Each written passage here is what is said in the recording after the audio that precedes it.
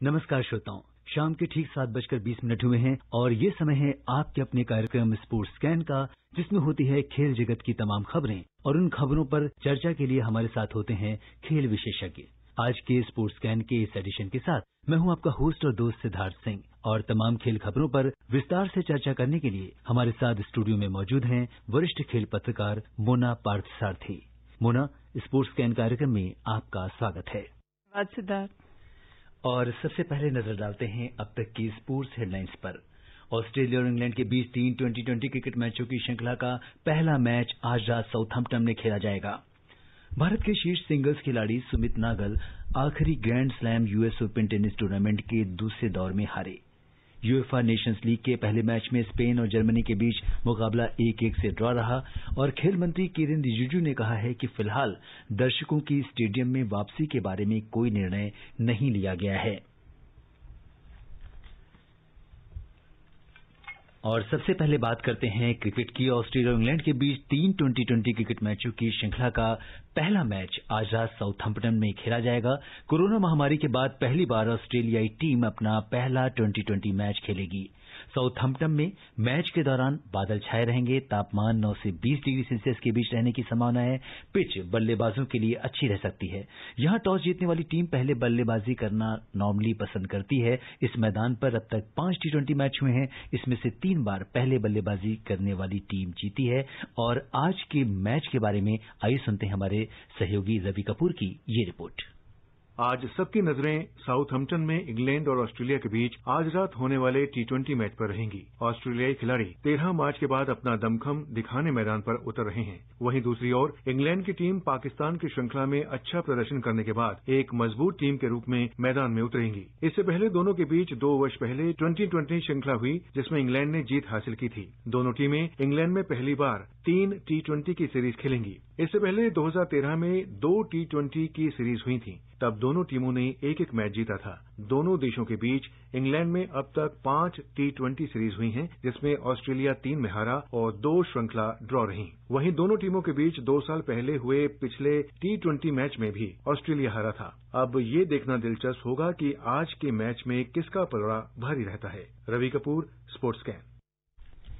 जी हाँ मुना, आज के मैच के ऊपर सबकी निगाहें लगी हुई हैं और किसका पलड़ा भारी रहता है। इंग्लैंड ने जिस तरह से पीछे उन्होंने पाकिस्तान के साथ प्रदर्शन किया था, काफी मजबूत टीम बनकर उभरी थी।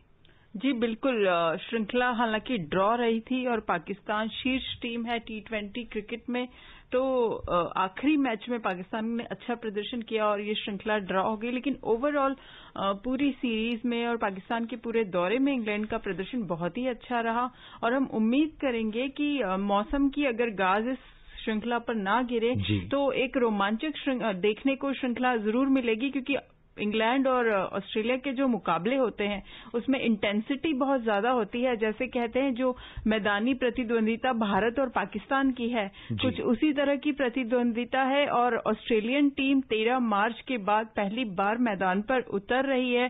खिलाड़ी बहुत ही बेकरार हैं खेलने के लिए और जैसे कि अभ्यास मैच में चाहे वो मानस लाबुशेन हो या ग्लेन मैक्सवेल हो, सबने जिस तरीके से प्रदर्शन किया है तो उससे साबित होता है कि बहुत ही ज्यादा बेकरारी है मैदान पर उतरकर रन बनाने की या विकेट लेने की। तो हम जरूर उम्मीद करते हैं कि ये एक बहुत अच्छी श्रृंखला होगी। और दोनों टीमों के बीच आखिरी बार इस प्रारूप में जो मुकाबला हुआ था 2018 में हुआ था, उसमें 221 रन बने थे और इंग्लैंड ने वो मैच जीता था। तो आप इसी से अंदाज लगा सकते हैं कि किस तरह का ये मुकाबला हो सकता है। और ऑस्ट्रेलिया ने पिछले 11 T20 मैचों में से 9 अपने नाम किए हैं। इंग्लैंड ने पिछली 6 T20 श्रृंखलाओं में से एक भी नहीं गंवाई है।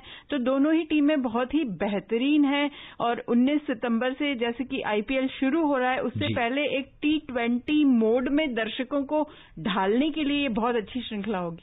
बिल्कुल। और मोना, टॉप ऑर्डर में वार्नर की वापसी से ऑस्ट्रेलिया टीम की बल्लेबाजी काफी मजबूत हुई है और पिछले 1.5 साल के रिकॉर्ड पर अगर नजर डालें तो वार्नर ने 9 पारियों में 142 की स्ट्राइक रेट से 415 रन बनाए हैं। वार्नर और स्टीव स्मिथ दोनों ही बहुत खतरनाक खिलाड़ी हैं और वार्नर ने तो IPL में भी दिखाया था कि वो T20 में क्या कमाल कर सकते हैं।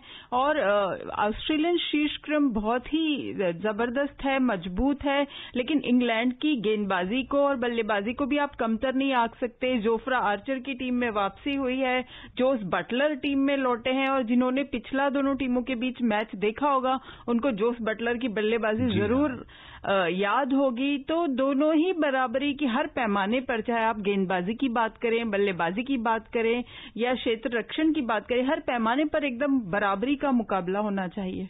बिल्कुल, तो देखना बड़ा दिलचस्प होगा कि आज के मैच में क्या कुछ रहता है। और अगर दोनों टीमों के बीच दूसरा मैच इसके बाद 6 सितंबर को, जबकि तीसरा मैच 8 सितंबर को खेला जाएगा। 3 मैचों की एक दिवसीय श्रृंखला की शुरुआत 11 सितंबर से होगी। इस साल 2020 रैंकिंग में पहली बार टॉप पर पहुंचे ऑस्ट्रेलिया ने अब तक इंग्लैंड में कोई 2020 श्रृंखला नहीं जीती है। तो ये भी देखना बड़ा दिलचस्प होगा कि किस तरीके से ऑस्ट्रेलिया उसके ऊपर अपना दबाव बनाता है और श्रृंखला को अपने नाम करता है। बिल्कुल, ऑस्ट्रेलिया इस तरीके की टीम है कि वो, जब आपको याद होगा कि स्टीव वॉ की अगुवाई में जब हिंदुस्तान खेलने आए थे और जिसको कहते थे फाइनल फ्रंटियर जो सीरीज है, तो वो ऐसी दुनिया में कोई भी जगह छोड़ना नहीं चाहते जहां उन्होंने जीता ना हो। तो ये एक जरूर उनको मलाल होगा कि वो इंग्लैंड में इस प्रारूप में अभी तक जीत नहीं पाए हैं, और ये एक सुनहरा मौका है। हालांकि दर्शकों के बिना होगा तो ये एक फेवरेबल भी हो सकता है, क्योंकि इंग्लैंड की जो 12वीं आर्मी है और इंग्लैंड में मैच हो रहा है, ऑस्ट्रेलियन टीम उससे बचेगी और बहुत ही कोई साइकोलॉजिकल प्रेशर इसमें दर्शकों का प्रभाव भी इस श्रृंखला में देखने को मिलेगा नहीं। तो निश्चित तौर पर ये 50-50 श्रृंखला रहनी चाहिए। बिल्कुल, और आज की एक जो दूसरी बड़ी खबर क्रिकेट से आ रही है, ऑफ स्पिनर हरभजन सिंह इस साल के आईपीएल से हटने वाले सुरेश रैना के बाद दूसरे खिलाड़ी बन गए हैं। उन्होंने अपने फैसले के बारे में चेन्नई सुपर किंग्स टीम प्रबंधन को बता दिया है। हरभजन पिछले 2 सत्र से सीएसके का हिस्सा रहे हैं। उन्होंने इस मामले पर उनकी निजता का सम्मान करने की मांग की है। हरभजन 150 विकेट के साथ आईपीएल के इतिहास में सबसे सफल गेंदबाजों में से एक हैं। तो ये जो इनका हटना जो है कितनी बड़ी बड़ा फैसला है चेन्नई सुपर किंग्स की, अगर हम बात करें तो कितना बड़ा झटका है उसके लिए। देखिए, जब से Chennai super Kings team UAE पहुंची है उसे लगातार झटके ही मिल रहे हैं। पहले सुरेश रैना बाहर हो गए, उससे भी पहले 13 मेंबर उसके स्टाफ के, उसके पूरे कॉन्टिंजेंट के 13 मेंबर, जिसमें 2 खिलाड़ी भी शामिल थे, वो कोरोना पॉजिटिव पाए गए। और अब हरभजन सिंह जैसा अनुभवी खिलाड़ी, क्योंकि इस आईपीएल के तीसरे सबसे सफल गेंदबाज हैं, और बहुत ही निराशा जरूर हाथ लगी होगी, क्योंकि जब कोई अनुभवी खिलाड़ी होता है जिसने भारत के लिए भी इतना ज्यादा क्रिकेट खेला हुआ है, तो वो बहुत ही बड़ी असेट होता है किसी भी टीम के लिए। सिर्फ गेंदबाज के तौर पर अगर हम ना देखें तो महेंद्र सिंह धोनी के बड़े विश्वस्त सिपहसालार इस टूर्नामेंट में हो सकते थे, लेकिन खुद हरभजन ने जैसे कि कहा है कि कई बार आपको प्राथमिकताएं तय करनी होती है, और इस समय उनकी प्राथमिकता उनका परिवार है और वो परिवार के साथ ही हैं। तो ये एक ऐसा दौर है सिद्धार्थ जी कि बहुत सारे इसमें फैक्टर काम करेंगे। एक खिलाड़ी जब मैदान पर उतरता है, आप बायो बबल में रह रहे हैं। आमतौर पर आईपीएल में ये होता है कि परिवार और दोस्त साथ में, परिवार को आप रख सकते हैं और बड़ा एक खुशनुमा सा माहौल होता है, लेकिन इस बार आपको बायो बबल में रहना है, बहुत ही कड़ाई से उसका पालन होगा। आप बाहर नहीं जा सकते बबल से, आपका परिवार नहीं रह सकता आपके साथ। तो इमोशनल फैक्टर्स बहुत ज्यादा हैं, और मुझे लगता है खिलाड़ियों ने अपनी प्राथमिकताएं उसको देखकर ही तय की हैं। बिल्कुल, तो ये देखने वाली बात होगी कि हरभजन के बिना टीम किस तरह से सीएसके जो है उसके पास जो अब ये दूसरा झटका लगा है, तो अब क्या कुछ हो सकता है। लेकिन इमरान ताहिर है चेन्नई सुपर किंग्स के पास, बहुत ही अनुभवी हैं और पर्पल कैप भी ले चुके हैं पिछले आईपीएल में। बहुत कमाल का प्रदर्शन था उनका। मिशेल सेंटनर है, तो मुझे लगता है स्पिन आक्रमण में कहीं कोई कमी है नहीं, लेकिन अब ये देखना होगा कि क्या उनका रिप्लेसमेंट कौन चुनता है सीएसके। बिल्कुल, और इसके बाद अब हम बात करते हैं यूएस ओपन की। Serena Williams, Sofia Kenin, Dominic Thiem और डेनिल मेदवेदेव अपने अपने मुकाबले जीतकर वर्ष के आखिरी grand slam US Open tennis tournament के तीसरे दौर में पहुंच गए हैं। पूर्व ओलंपिक चैंपियन ब्रिटेन के एंडी मरे अपना मुकाबला हारकर बाहर हो गए हैं। महिला सिंगल्स में तीसरी वरीयता प्राप्त अमेरिका की सेरेना ने रूस की मार्गरिटा गैस्परियान को 6-2, 6-4 से हराया। अगले दौर में सेरेना का सामना अपने ही देश की स्लोएन स्टीफेंस से होगा। ऑस्ट्रेलियन ओपन चैंपियन और विश्व रैंकिंग में चौथे स्थान पर मौजूद सोफिया केनी ने कनाडा की लेला फर्नांडीज को 6-4, 6-3 से पराजित किया। तीसरे दौर में केनिन का मुकाबला ट्यूनीशिया की उम्स जैब्योर से होगा। एक अन्य मुकाबले में रोमानिया की सोराना कर्स्टी ने 9वीं वरीयता प्राप्त ब्रिटेन की जोहाना कोंटा को 2-6, 7-6, 6-4 से हराया। तीसरे दौर में कर्स्टी का मुकाबला चेक गणराज्य की कैरोलिना मुचोवा से होगा। पूर्व नंबर 1 बेलारूस की विक्टोरिया अजारेंका ने 5वीं वरीयता प्राप्त अपने ही देश की अरेना साबालेंका को 6-1, 6-3 से, जबकि बुल्गारिया की स्वेताना पिरोनकोवा ने स्पेन की गरबाइन मुगुरुजा को 7-5, 6-3 से पराजित किया। और इस बीच पुरुष सिंगल्स में विश्व रैंकिंग में तीसरे नंबर की ऑस्ट्रेलिया के डोमिनिक थिएम ने भारत के शीर्ष सिंगल्स खिलाड़ी सुमित नागल को 6-3, 6-3, 6-2 से हराकर तीसरे दौर में जगह बनाई। थिएम तीसरे दौर में क्रोएशिया के मारिन सिलिच के साथ खेलेंगे। अब यहाँ पे जो भारत की उम्मीद थी सुमित नागल, सबकी उम्मीदें थी उनसे, लेकिन फिलहाल वो दूसरे दौर में हारकर बाहर हो गए हैं। लेकिन लोग कहते हैं कि शायद कई बार आप हार तो जाते हैं, लेकिन आपके लिए जो अनुभव है वो बहुत बड़ा होता है। और दूसरे दौर में पहुंचना सुमित का कितनी बड़ी सफलता मानती हैं? देखिए, सुमित ने खुद भी कहा है इस मैच के बाद कि बहुत कुछ उनको सीखने को मिला है। एक ग्रैंड स्लैम में अब खेल रहे हैं, क्वालिफाइंग राउंड पार करके गए हैं और जबरदस्त पहले दौर में अच्छा प्रदर्शन किया। और यही वो टूर्नामेंट है जहां से सुमित नागल को हर कोई जानने लगा था। पिछले साल इसी टूर्नामेंट में उन्होंने रोजर फेडरर को एक सेट में हराया था और उम्मीद उनसे की जा रही थी कि वो तीसरे चौथे दौर तक कम से कम पहुंचते। लेकिन जब आपके सामने एक ऐसा खिलाड़ी हो जो वर्ल्ड रैंकिंग में तीसरे नंबर पर है, फ्रेंच ओपन फाइनल खेल चुका है, तो थोड़ी सी ज्यादती थी सुमित के साथ ये उम्मीद करना कि डोमिनिक थिएम को हराकर अगले दौर में पहुंच जाएंगे। लेकिन थिएम ने बाद में खुद भी कहा कि फोरहैंड पे जो सुमित का खेल था उसको देखकर वो दंग रह गए और उनमें अपार संभावनाएं उनको नजर आती हैं। तो उम्मीद करते हैं कि यहां से सीख लेकर सुमित अगले टूर्नामेंट में और बेहतर प्रदर्शन कर सकेंगे। बिल्कुल। और ब्रिटेन के एंडी मरे जिस तरीके से अपना मुकाबला हारे वो भी काफी चौंकाने वाला था। बिल्कुल, क्योंकि सीडेड प्लेयर्स बहुत सारे इस टूर्नामेंट में नहीं खेल रहे हैं, तो जो जाने माने नाम हैं उनमें से एक एंडी मरे थे और बहुत ही शुरुआती दौर में उनका इस तरीके से हारना, तो ये अप्रत्याशित हार ही इसको कहा जाएगा। बिल्कुल। और अब हम बात करते हैं फुटबॉल की। स्टुटगार्ट में यूरोपीय फुटबॉल महासंघ यूएफा नेशंस लीग के पहले मैच में स्पेन और जर्मनी के बीच मुकाबला 1-1 से ड्रॉ रहा। ये पिछले 10 महीनों में खेला गया पहला अंतर्राष्ट्रीय फुटबॉल मैच भी था। कोविड-19 महामारी के कारण पिछले कुछ महीनों में क्लब स्तरीय फुटबॉल ही खेली जा रही थी। ये मैच दर्शकों के बिना खाली स्टेडियम में खेला गया। कोरोना वायरस महामारी के फैलने के बाद अंतर्राष्ट्रीय फुटबॉल की वापसी हुई है, इसलिए लीग के सभी 54 मैच कड़े सुरक्षा उपायों के बीच 6 दिन के अंदर खेले जाएंगे। अन्य मैचों में यूक्रेन के स्विट्जरलैंड को 2-1 से यूक्रेन ने हराया, वेल्स ने फिनलैंड को 1-0 से हराया, रूस ने सर्बिया को 3-1 से और हंगरी ने तुर्की को 1-0 से हराया। आयरलैंड और बुल्गारिया का जो मैच था वो 1-1 से बराबरी पर रहा। तो पहले तो हम ये देखें कि मार्च के बाद से कोई मैच नहीं हुआ और उसके 4 महीने पहले भी कोई अंतर्राष्ट्रीय फुटबॉल नहीं हुआ। तो इस तरह से 10 महीने से कहीं ना कहीं एक फुटबॉल को लेकर लोगों के मन में था और ये पहला अंतर्राष्ट्रीय टूर्नामेंट हो रहा है। तो आपको क्या लगता है कि आगे क्या कुछ होने वाला है? जी देखिए, अंतर्राष्ट्रीय फुटबॉल नहीं हुआ फीफा कैलेंडर के हिसाब से। जब कोरोना वायरस आया उससे पहले कोई मैच था नहीं। उसके बाद 5 महीने से तो महामारी के कारण मैच नहीं हो रहे थे, लेकिन पिछले कुछ अरसे में 1 महीने से क्लब फुटबॉल की वापसी हुई है और लगातार खबरें आ रही है स्पेन से, इटली से, हर जगह क्लब स्तर पर खेला जा रहा है फुटबॉल। पिछले दिनों से तो बार्सिलोना टीम काफी चर्चा में है कि लियोनेल मेसी रहेंगे नहीं रहेंगे। तो फुटबॉल का एक माहौल तो बन ही चुका है। अब अंतर्राष्ट्रीय मैच मैच भी शुरू हो गए हैं, 2 बड़ी टीमों के बीच ड्रॉ रहा है मुकाबला।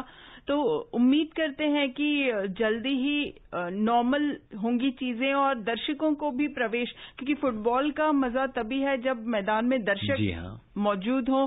तो जिन देशों में हालात नियंत्रण में है वहां कहा जा रहा है कि थोड़ी सीमित संख्या में एक कंट्रोल करके दर्शकों को अनुमति शायद दिए जाने की बातें भी हो रही है।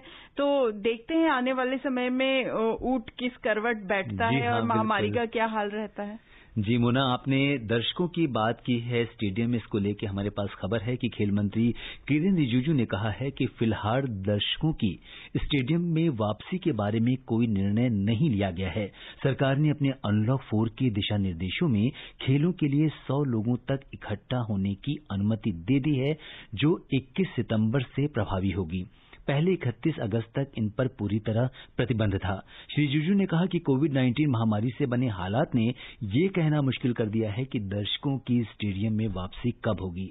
दिशा निर्देशों के अनुसार हालांकि ये सीमित दर्शक भी अनिवार्य नियमों के साथ ही मैदान में जा सकते हैं, जिसमें चेहरे पर मास्क लगाना, सामाजिक दूरी का पालन करना, थर्मल स्कैनिंग और हाथ धोना और सैनिटाइज करना शामिल हैं। जितने भी कोरोना को लेकर प्रोटोकॉल्स हैं उनके साथ 100 लोगों तक इकट्ठा होने की अनुमति खेल मंत्रालय ने दे दी है। जी, लेकिन अभी देखना ये होगा कि भारत में टूर्नामेंट कौन से होने वाले हैं। जैसे सबसे बड़ा तो अभी इंडियन प्रीमियर लीग है जो हिंदुस्तान में हो नहीं रहा है, यूएई में होगा।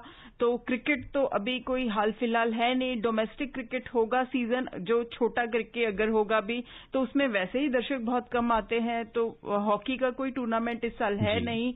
तो अभी ऐसे कोई, और बैडमिंटन रद्द हो ही चुका है, इंडियन ओपन नहीं हो रहा है, सैयद मोदी ग्रां प्री नहीं हो रहा है। तो अभी कोई बड़े टूर्नामेंट हिंदुस्तान में होने भी नहीं है। और मुझे लगता है कि अभी थोड़ी सतर्कता बरतनी वैसे भी जरूरी है, क्योंकि हॉकी टीम के शिविर में खिलाड़ी पॉजिटिव पाए गए थे, कुश्ती में खिलाड़ी पॉजिटिव पाए गए। और ऐसे में अगर हम दर्शकों को प्रवेश की अनुमति देते हैं, अगले साल ओलंपिक है और ओलंपिक की तैयारियों के बीच अगर फिर से ऐसा कुछ हादसा होता है तो बड़ा भारी पड़ सकता है। तो मुझे लगता है कि ये सतर्कता बरतनी वाकई बहुत जरूरी है अभी। बिल्कुल। और इसके बाद बढ़ते हैं अगली खबर की ओर। Trisha Malik Flumserberg ladies open golf tournament के पहले दौर में शानदार प्रदर्शन करते हुए संयुक्त रूप से 5वें स्थान पर रहीं। त्रिशा ने 4 बर्डी बनाई और 1 बोगी कर 3 अंडर 69 का कार्ड खेला। ये प्रतियोगिता ladies European tour access series का हिस्सा है। भारत की एक अन्य खिलाड़ी दीक्षा डागर ने 1 ओवर 73 का कार्ड खेला और वो संयुक्त रूप से 28वें स्थान पर हैं। तो अगर हम गोल्फ की बात करें तो हमारे खिलाड़ी निरंतर जो है अच्छा प्रदर्शन कर रहे हैं। हालांकि यहाँ पे बहुत अच्छी रैंकिंग अगर हम देखें तो नहीं रही, लेकिन फिर भी कहीं ना कहीं एक कोशिश तो है ही। और काबिले तारीफ ये है कि महिलाओं में जो यूरोपियन टूर है वो प्रतिष्ठित माना जाता है काफी, और उसमें त्वेषा और दीक्षा दोनों लगातार अच्छा प्रदर्शन करती आई हैं। पुरुष वर्ग की हम बात करें तो काफी अच्छे गोल्फर भारत से निकले हैं, लेकिन महिला वर्ग में भी एक पूरी पौध तैयार हो रही है। ये काबिले तारीफ बात है। जी, और इसके बाद हम बात करेंगे टेबल टेनिस की। अंतर्राष्ट्रीय पुरुष और महिलाओं की विश्व कप टेबल टेनिस प्रतियोगिताएं नवंबर में चीन में आयोजित की जाएंगी। अंतर्राष्ट्रीय टेबल टेनिस महासंघ ने कहा है कि जर्मनी और थाईलैंड द्वारा मेजबानी से पीछे हटने के बाद प्रतियोगिता चीन में होगी। आईआईटीएफ ने कोरोना वायरस महामारी के कारण प्रतियोगिताओं के स्थगित या रद्द होने के दौरान अप्रैल में रैंकिंग को स्थिर कर दिया था। आईआईटीएफ फाइनल्स में 16 शीर्ष रैंकिंग वाले पुरुष और महिला खिलाड़ी प्रतिस्पर्धा करेंगे। विश्व कप में 20 खिलाड़ियों के बीच मुकाबला होगा, जिसमें एक देश से अधिकतम 2 खिलाड़ी हो सकते हैं।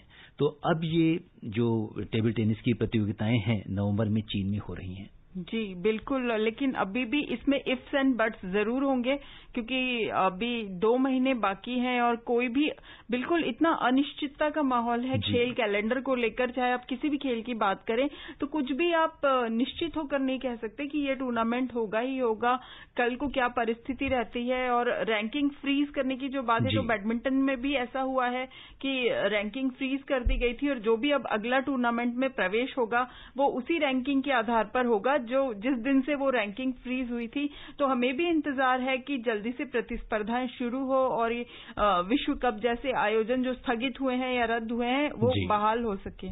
बिल्कुल। और श्रोताओं, अब समय अनुमति नहीं दे रहा है कि हम कुछ और खेल खबरों पर चर्चा करें। मोना, आप हमारे स्टूडियो में और तमाम खेल खबरों पर आपने चर्चा की, इसके लिए आपका बहुत बहुत धन्यवाद। शुक्रिया। तो श्रोताओं, स्पोर्ट्स कैन में आज के लिए बस इतना ही। अगर आप इस कार्यक्रम को दोबारा सुनना चाहते हैं तो लॉग ऑन कर सकते हैं हमारी वेबसाइट newsoneir.com पर। कल एक बार फिर शाम 7:20 पर मिलने के वायदे के साथ अपने होस्ट और दोस्त सिद्धार्थ सिंह को दीजिए अनुमति। नमस्कार।